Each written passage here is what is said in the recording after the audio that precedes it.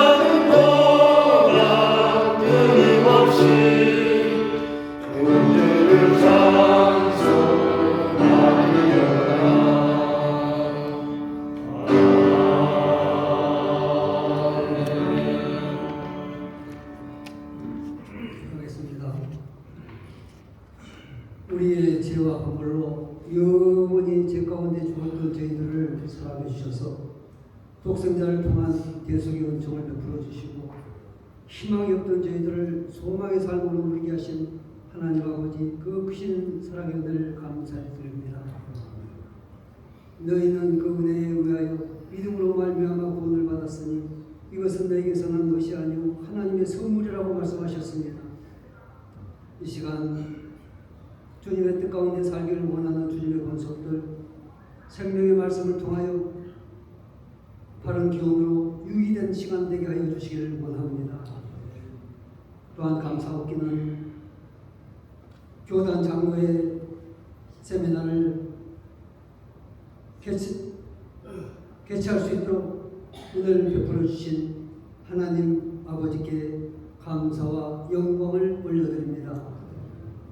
협력해 주신 총회장님과 참석해 주신 상임위원 목사님에게도 감사를 드리며 이 시간 말씀을 주실 총신대 신대원 양현표 교수님을 통하여 장로교회 기원과 그 체계와 하나밖에 없는 독특한 우리 교회를 주제로 말씀을 받을 수 있도록 인도해 주신 은혜를 감사를 드립니다. 또한 교단 장로님들과 권사님들과 집사님들에게도 교회를 섬기는 데 있어 필요한 말씀으로 유익이 되고 복된 시간 되게 하여 주시기를 원합니다.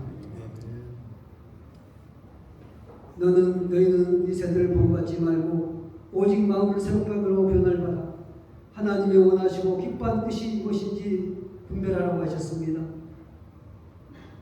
세상은 점점 악해지고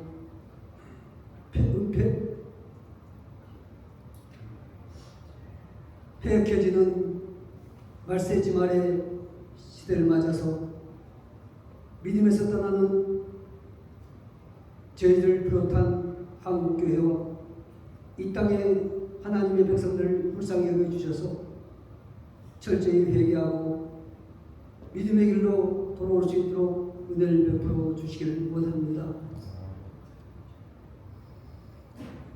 악한 시대에 저희들 또한 하나님 중심, 말씀 중심, 교회 중심으로 하나님의 뜻을 따라 사명을 철저히 감당하고 있는지 돌아보는 시간 되게 하여 주시기 원합니다. 내 사랑하는 형제들아, 견실하며 흔들리지 말고 항상 주의 일에 힘쓰는 자가 되라. 이는 너의 수고가 주 안에서 헛되지 않은 줄 알미라 하셨습니다. 뿐만 아니라 현재 고난은 장차 우리에게 나타날 영광과도 비교할 수 없다 하셨습니다. 또한 이 하나님은 영원한 우리의 하나님이시니 그가 우리를 죽을 때까지 인도해 주시라는 믿음의 확신을 갖고 끝까지 충성을 다하는 이 자리에 모인 주님의 모든 혼속들이 다 되게 하여 주시기를 원합니다. 이 시간 성령께서 친히 양현평 교수님을 입술을 통하여 우리 모두에게 필요한 말씀으로 유익이 되고 복된 시간이 되게 하여 주시기를 원하오며 모든 말씀 감사드리며 예수님의 이름으로 기도드립니다. 아멘.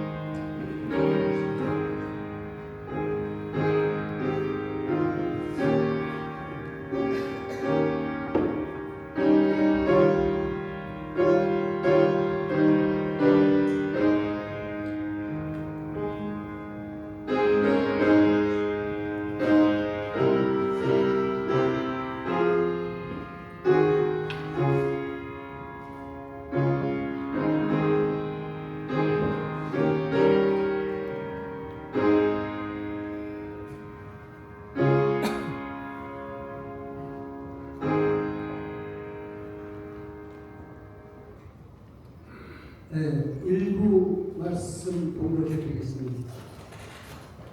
디모데전서 5장 17절부터 22절까지입니다. 주보에 나와 있는 대로 일부에는 디모데전서 5장 17절부터 22절입니다.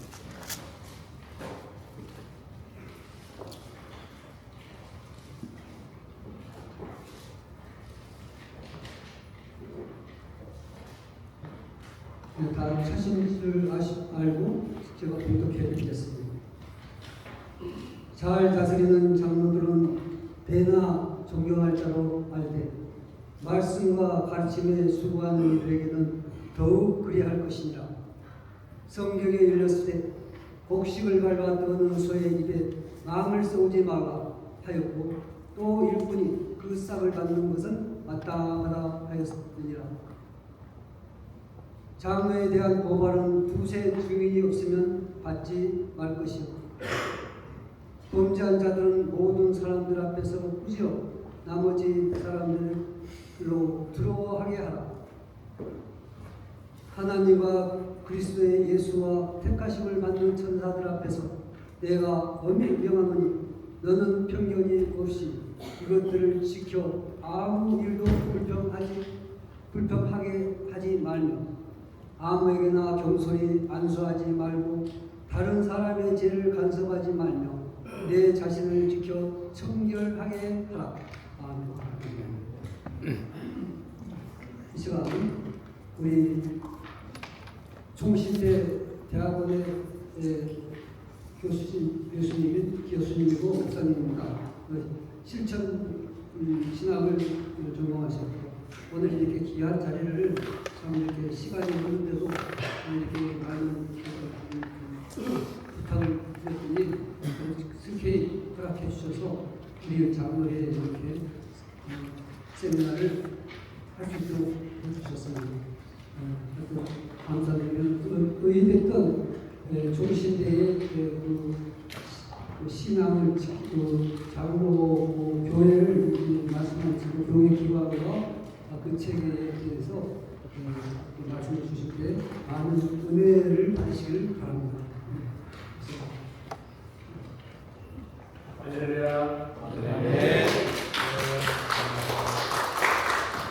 여러분 반갑습니다. 우리 장로님들, 목사님들 이 자리에 오셔서 제가 이렇게 만나뵐 수 있어서 정말 영광스럽게 생각합니다.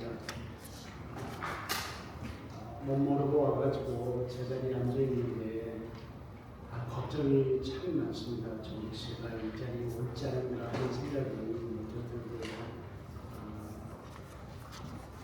제가 우리 개신처 이미지는 굉장히 보수적으로 제가 저는 총실에서 상당히 진보적인 교수거든요. 제가 하는 말이 혹시 여러분에게 무가 되지 않을까 하는 그런 두려움도 있습니다. 실천신학의 특성상 현장을 공부하다 보니까 현장을 다루다 보니까 어쩔 수 없이 좀 진보적이 될 수밖에 없었던 그런 모습이었습니다. 여기 와서 뵈니까 여러분들도 복음성을 부르네요. 여러분도 주여 소리를 외치고요. 여러분들 박수도 치시고요. 그래서 그 순간 마음이 상당히 제가 좀 부드러워졌습니다. 괜찮겠다라는 그런 생각이 들고요.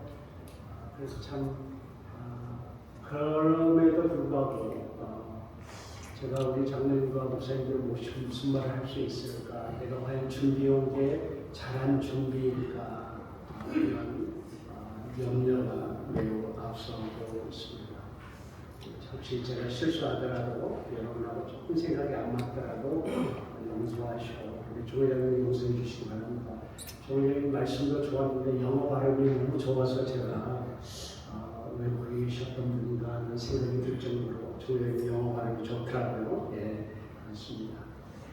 저는 종시대 신대원에서 실천신학을 가르치고 있는데요. 사실은 목회자 출신이고요. 오랫동안 미국에서 목회를 하다가 교수로 왔고요. 그리고 지금도 서해명도 홍은동에서 목회를 하고 있는 그런 목사입니다. 그래서 여러분들의 선입관에 교수는 무슨 이론적인 이야기만 하는 사람이라는 그런 선입관이 좀 있을 수도 있는데 사실은 저는 제 정체성이 목회자 정체성이 아직도 더 강하고요. 또 그런 자세로 학생들을 가르치고 있습니다. 지금 학교에서는 교회 개척, 또 복음전도, 교회 행정, 교회 성장, 그리고 목회학 이런 과목들을 신학교에서 가르쳐서 목사들을 배출하고 있는 전형적인 현장 과목의 담당자인 실천신학 교수입니다. 오늘 제가 여러분들에게 두 주제를 가지고 왔습니다. 그런데 명 교수는 끝나는 시간이 정확해야 명 교수라는 소리를 제가 듣는 걸 알았습니다. 그래서 예정된 시간이 3시거든요. 그런데 지금 제가 강의를 시작하는 게 30분에 시작하고 있습니다. 1시에 시작하고 해놓고 지금 1시 30분에 시작하고 있습니다. 30분을 여러분들이 써버렸는데 그럼에도 불구하고 제가 3시에 끝내겠습니다. 3시에 끝내고요. 원래는 55분 하고 5분 휴식하려고 했는데 45분 하고 여러분들 잠깐 쉬도록 그렇게 해서 3시에 끝낼 수 있도록 또 내일 다 주일인데 저도 마음이 무겁습니다. 주일인데 가서 준비를 잘 하셔야 되니까 정확하게 3시 이전에 제가 끝내도록 하겠습니다. 그러다 보면은 당연히 이제 읽고 지나가는 게 많이 있을 것 같아요. 그래서 여러분들 PPT가 나올 텐데 PPT를 보시면서 필요한 부분들은 여러분이 적으셔도 되고요. 또 강의를 통해서 뭐 많은 것을 얻을 수 없다고 생각을 합니다. 그래서 여러분이 생각할 때 딱 한 가지 정도 기억하는 한 주제당 내가 저거 한번 생각해보고 동의한다라는 게 한 가지 정도 있으면 성공했다고 생각을 하고요. 그것이 듣고 그냥 가는 것이 아니라 그 한 가지를 잘 붙잡고 우리 교회 현장에 좀 접목하는 그런 모습이 있었으면 좋겠다고 생각을 합니다. 또 한 가지 부탁드리고 싶어서 제가 학생들을 늘 가르치던 게 MDB 학생들인데 이 말투가 가르치는 말투가 되어버렸어요.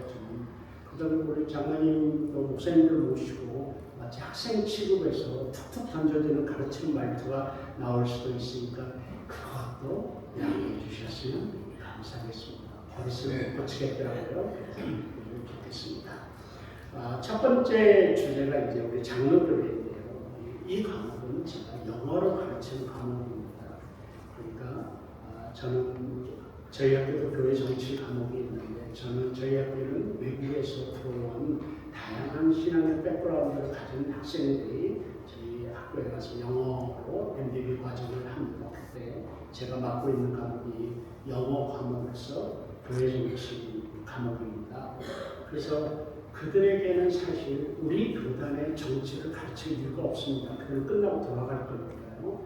그래서 그들에게는 주로 원래 장로교가 어떤 것인가, 그들은 침례국 백그라운드도 있고요, 또 오순절 백그라운드도 있고요, 다양한 백그라운드, 아프리카에서 오고 또 아시아에서 오고 그러기 때문에 그들에게 저희 학교의 교회 정치, 그들에게 가르치는 목적은 장로교가 이런 것이다, 이런 시스템이다 라는 것을 가르칩니다. 우리 교단의 어떤 법이나 정치보다는. 그래서 여러분들이 장로교가 정말 발전을 많이 해왔죠. 그래서 나라마다 장로교가 조금씩 다르고 또 같은 나라라고 하더라도 교단마다 우리가 다 장로교라고 대한예수교 장로교라고 하지만 교단마다 조금씩 다릅니다. 그래서 제가 알고 있는 우리 교단의 구체적인 내용을 이렇게 이야기하는 건 무의미할 것 같아요. 여러분 교단에도 체계가 있으니까요. 그런데 동일한 것은 장로교의 구조와 정신과 원리는 어떤 장로교회도 동일합니다. 그래서 오늘 제가 그 이야기를 장로님과 목사님께 쭉 한번 읽어가고요. 같이 하고요. 그래서 그런 원리들이 지금 우리 개신교단에는 살아있는지 아직도 적용되고 있는지 이런 사실들을 조금만 비교해 보시면서 어느 순간 원리와 시작이 떠나서 엉뚱한 방향으로 갈 수도 있거든요. 그래서 이것들이 우리 이제 특별히 우리 목사님들이 늘 조심해야 되는데 시작은 좋은데 끝이 방향이 틀어지는 경우가 있는데 이것들은 우리 목사님들이 늘 조심해야 되겠지만 그러나 장로교회라는 그런 정치 구조로 우리들이 지금 잘 가고 있는가 이런 사실들을 장로님들과 목사님들께서 돌아보는 시간이 되었으면 좋겠다 해서 이런 주제를 삼았습니다. 그러면 이제 PPT를 여러분 보시면서 혹시 여러분 나중에 PPT가 필요하시면 방송실에 이야기하면 드릴 겁니다. 가져가셔도 되고요. 제가 오픈을 하겠습니다. 그럼 첫 번째가 교회 정치 구조는 무엇인가? 제가 좀 말씀을 좀 설명하려고 했는데 생략하겠습니다. 우리가 아는 거죠. 시간이 없어서 그 말씀 생략하고 내용으로 들어가도록 하겠습니다. 교회와 정치이고요. 다음에 교회 정치 구조는 무엇인가 했을 때 교회를 다스리는 구조이다. 다스린다는 표현을 썼는데 좀 우리 법적인 논은 치리한다는 말을 우리들은 많이 쓰고 있습니다. 그래서 우리는 교회는 치리한다. 근데 그 말이 좀 옛날 말이에요. 그래서 실제적으로 교회를 다스리는 것으로 제가 표현을 하겠습니다. 교회를 다스리는 구조가 교회 정치 구조이다. 교회 정치 구조는 반드시 법에 규정되고 그 법에 근거해야만 됩니다. 그래서 교회 정치는 언제든지 어떤 장로교회이고 법으로 장로교회 구조를 여러분도 헌법을 가지고 있고 제가 여러분 교단의 헌법을 다 한번 읽어보았습니다. 읽어보니까 거기도 잘 규정되어 있다는 생각이 들어요. 그래서 이 법에 규정되지 않는 교회 정치 구조는 없습니다. 아마 모든 교단에서 이 교회 정치 구조를 하기 위해서 헌법을 만드는 것으로 그렇게 알고 있습니다. 그 법은 성문법일 수도 있고 때로는 그 교단의 전통법일 수도 있습니다. 관례일 수도 있습니다. 교회 정치 구조는 정말 다양한데요. 궁극적으로는 누가 교회를 다스리냐에 따라 구분이 됩니다. 그리고 교회 정치 구조를 규정하는 5가지 요소가 있는데요. 교회, 회원, 직원, 권직, 조직 이 5가지가 교회 헌법에 나와 있어야 됩니다.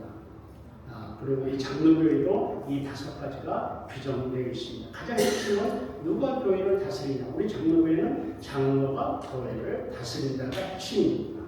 근데 여기에 나오는 장로는 여기에 계신 호칭의 장로뿐만이 아니라 목사라는 호칭까지 포함된 두 종류의 장로가 해당됩니다. 그래서 교회는 우리 장로교회는 누가 교회를 다스리느냐 장로가 다스리는데 이 장로는 목사와 장로 영어로 말하면 teaching elder와 ruling elder 이렇게 두 종류의 장로가 힘을 합쳐서 그래서 우리 장로교회는 당회를 만들죠. 힘을 합쳐서 교회를 다스리는 구조 이것이 장로교회라고 할 수 있습니다. 그래서 장로들이 다스리기 때문에 우리 교회를 장로교회 정치라고 이렇게 이야기를 하는 것입니다. 그러면은 두 번째로 교회 정치 구조는 왜 필요한가? 왜 필요한가? 이유가 있어요. 우리가 은혜로 교회를 이끌어가면 되지 무슨 교회에 정치 구조가 필요하고 다스리는 구조가 필요한가? 오직 교회 머리는 예수님이시니까 예수님이 다스리고 우리는 그냥 따라가기만 하면 되지라고 이렇게 생각하면 너무 순진한 생각입니다. 그렇게 되지 않습니다. 그리고 그게 장로교회의 원리도 아닙니다. 첫째는 교회는 영적이지만 동시에 사람의 모임인 조직체계에 정치 구조가 필요합니다. 두 사람은 모여도 정치가 필요합니다. 여러분의 가정도 정치로 이끌어져 가고 있습니다. 우리 인간은 정치적인 동물입니다. 그래서 더구나 교회는 우리 사람들의 모임이기 때문에 정치 구조가 필요합니다. 물론 교회는 예수님이 세우셨기에 영적입니다. 그러나 사람들의 모임이기 때문에 조직입니다. 조직에는 반드시 조직을 이끌어가는 법칙이 필요합니다. 이것이 정치 구조라고 할 수 있습니다. 두 번째는 교회의 존재 목적을 이루어내기 위해서 교회 정치 구조가 필요합니다.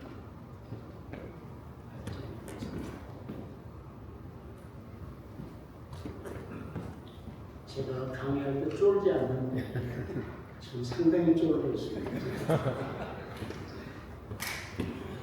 교단도 다른 교단이지 와서 실수하면 안 되지.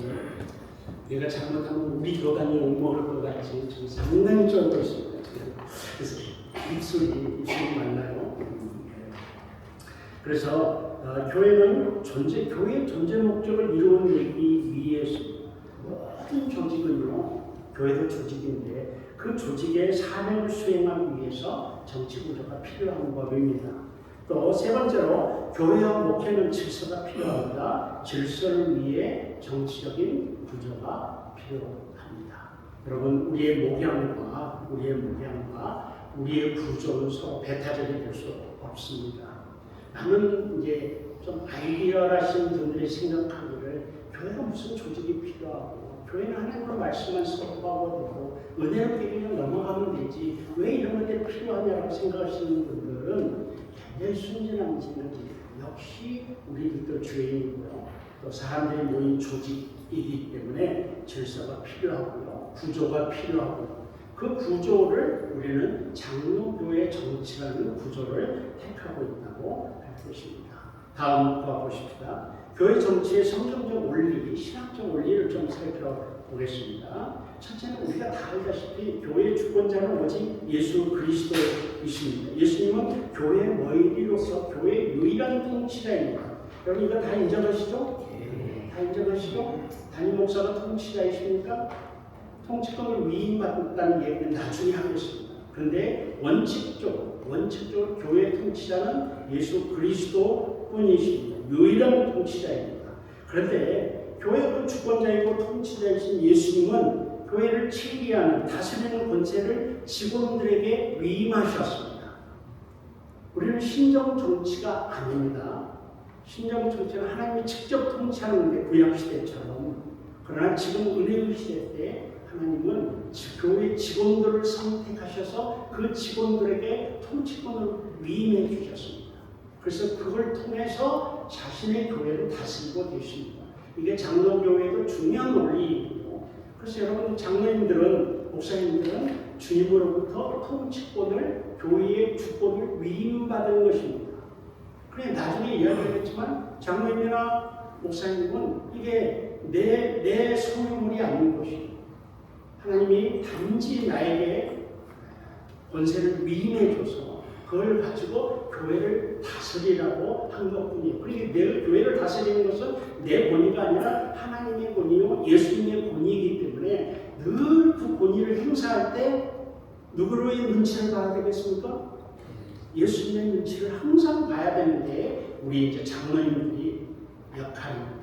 우리 목사님과 장로님들의 역할이라고 할 수가 있어요. 그러면 예수님이 주권자이시고 그 주권을 직원들에게 위임했는데 그 직원이 무엇입니까? 이 직원은 법적인 용어입니다.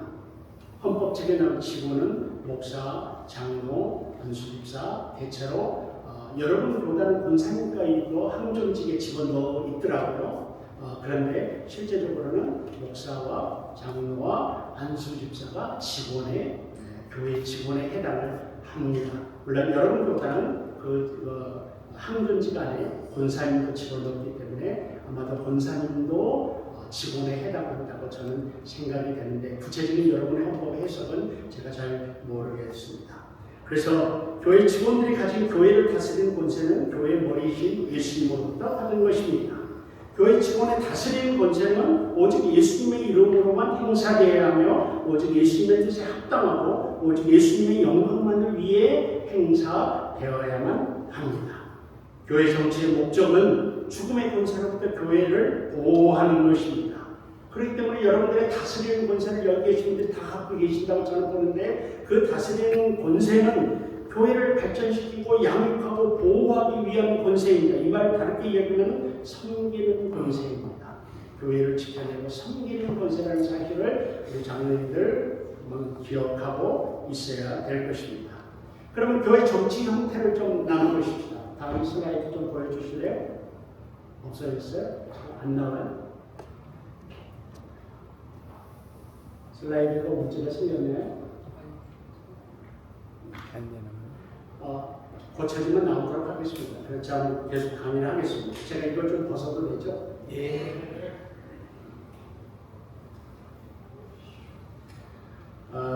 교회 정치 형태는 여러 가지가 있습니다. 우리는 장로교회 정치 형태지만 실제로 이제 세계 기독교회에는 수많은 정치 형태들이 있습니다. 그 중에 몇 가지를 대표적으로 소개를 하면은 첫째, 무정치 교회 스타일이 있습니다. 이것은 여러분들 혹시 아실지 모르지만 저희 어렸을 때 굉장히 인기 있는 일본의 신학자가 우찌무라 간조라는 신학자가 있었는데 이 무교회주의자죠. 우리가 알고 있는 무교회주의자인데 이 사람을 중심으로 해서 교회는 조직도 질서도 필요하지 않고 오직 주님만 의지하고 나가면 된다라고 생각하는 우찌무라 간조가 있었는데요. 무교회주의자입니다.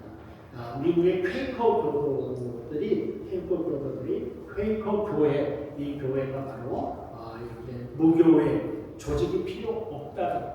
그게 있었군요. 감사합니다.